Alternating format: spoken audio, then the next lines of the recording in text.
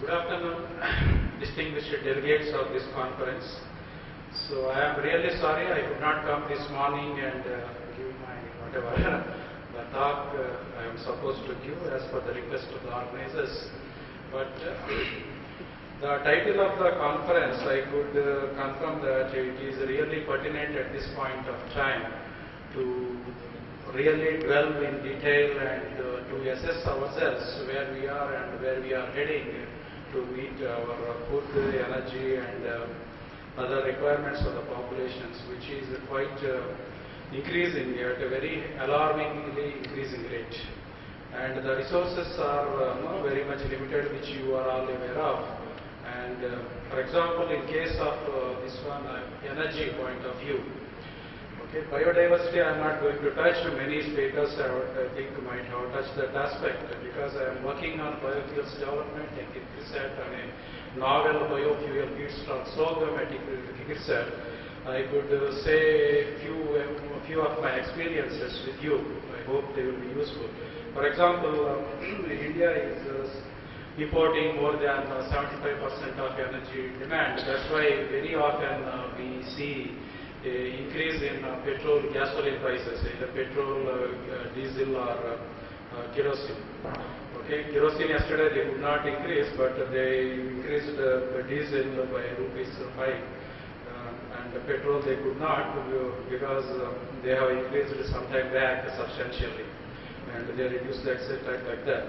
So what it really thing one should take care of these aspects, developments around us on a day-to-day basis is, so there is a tremendous demand for the population of India, not only India, in many developing nations, as the natural crude oil resources are very limited in majority of the nations.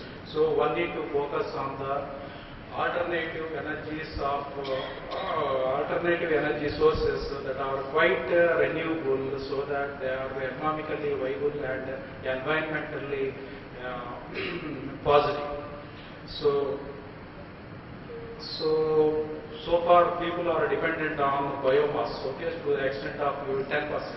Global energy basket contribution from biomass is more than 10.2% as per 2008. And this is going to double in the coming 15 years by 2030 to a percentage of 26%. So what it indicates is there is a tremendous scope for research and development in case of renewable fuels. So one need to focus. I think over the last decade, for example, if you see, India has made a tremendous progress in solar energy development by increasing our energy supply to 440 gigawatts. So similar strides or development would not be achieved, particularly in case of biofuels. You are all aware of that Jetropa story. We could not make much progress in spite of investing a lot of time and resources over the last 1.5 decades. So one need to focus on new sources of feedstocks that are really suited to our conditions. You are all know pretty well that the biofuel feedstock should not jeopardize the food security of the millions of the people. So that aspect needs to be considered. For example, feedstock like sorghum offers an immense potential, as it offers both grain from the barley and the sugars from the stalks can be crushed and used by normal fermentation by Saccharomyces to derive ethanol that can be blended to meet the nationally targeted ethanol blending requirement of 20% by 2017 as per the National Biofuel Policy announced by Government of India in 2009.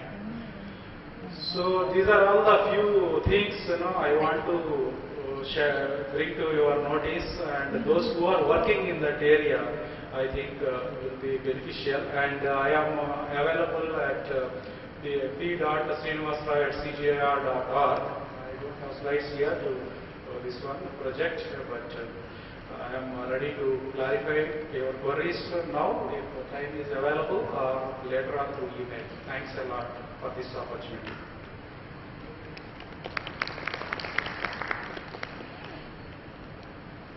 Thanks, Dr. Raju. Any question for Dr. Raju? What is the present time-scale biofuel research in India? Biofuels research in India, present scenario, compared to Brazilian years.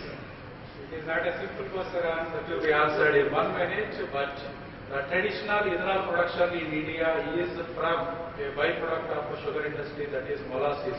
We are producing close to 130 million liters of ethanol. But if you look into the demand of the ethanol blending policy implemented states in India, the total requirement at 10% blending rate is 720 million liters. So the demand and supply gap is huge. So the answer is very much clear. Thank you.